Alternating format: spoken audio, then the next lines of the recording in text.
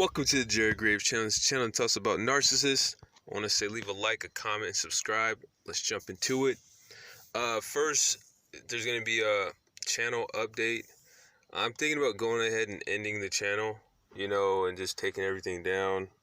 So I'm just putting that out there. So it's not going to be a surprise. Like maybe one day you might get on YouTube and it's gone. I'm just not getting what I want out of this situation. So anyway, I wanted to talk about, I don't want to just go straight into the topic after that, but it'd be nice if I got a little bit more engagement, a couple more likes here and there, and just a little bit more effort from the other side. But it's not just that. I'm getting somewhat of an engagement, but it's deeper than that, I don't really want to, I wasn't really planning on talking about or discussing it too much deeper than what I have, so yeah, so I'm just gonna leave it at that. It is what it is, right? Alright, so narcissistic parents, one of their main things that they do is that they never really set you up. That's like one of the harshest things that the narcissist doesn't do for the child that they're messing up the most. Like I mentioned before, they don't give you braces. They're not trying to make your appearance look better. They want you to look weird and ugly, or buy you clothes that don't fit, or not buy you new outfits, have you wearing the same. If you're in high school, you're wearing the same jacket for the whole, as long as it'll fit, for 2 and 3 and 4 years at a time. But they buy themselves new stuff all the time, or if they buy you clothes, they'll go and buy the clothes and they pick everything that you wear. Let me just go out and buy some clothes and just drop it off to you. Oh, here's some new clothes.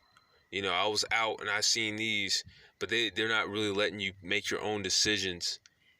And also their taste, it's already disrespectful that they're not letting you make your own decisions on what to wear and stuff like that. They'll just, pick you up stuff. But it's also the fact that they're sabotaging that, because they're, giving you stuff that's not what you would buy, and what the people your age would expect you to be wearing. You know what I'm saying? Like, their taste ain't up to date anyway. But that's a secondary thing. The primary thing is just the fact that they would even do that, just start. And they do it almost in a harmless way, like, oh, I've seen some shoes, I thought you'd like these, and eventually, slowly, they're picking all your clothes out. They're trying to make you look bad, and they know that the world is ran off of appearance. People care about what you look like. They respond based on what you look like, and they are determined to make sure you don't look good. They want you to have moments of awkwardness, because they know that can translate. You gain momentum when you feel confident and things go well for you. Another thing is they just don't set you up. There's a lot of narcissists that will have the ability to set their children up for success, to go and do things, and just literally never do anything to help you achieve any of your goals. They don't set you up at all. They don't buy you anything to set you up for your goals or anything. They just let you fail and say that it's you, you failed. Don't blame that on me, and they'll argue vehemently about who's to blame, because they know they're to blame. And you even starting to discuss something like that, why they didn't set you up, they'll act all uncomfortable. Man, why you there you go again, and then try to get out the conversation because they're caught.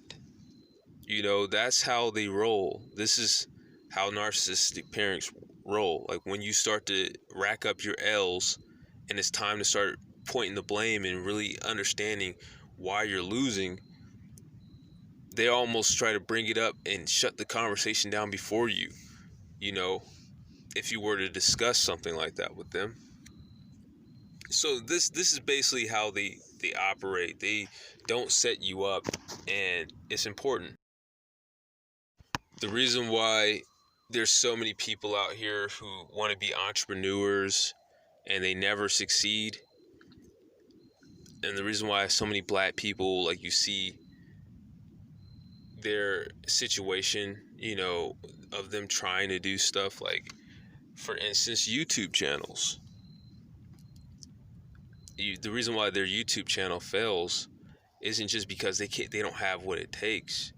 It's because they're not set up to even have anything like that, you know. And it's a small thing, but you'll notice that their quality is always low. And a lot of black YouTubers will always think, oh, you know, I'll earn a little bit of money and eventually I'll invest back into it, and that never happens. You just get the label of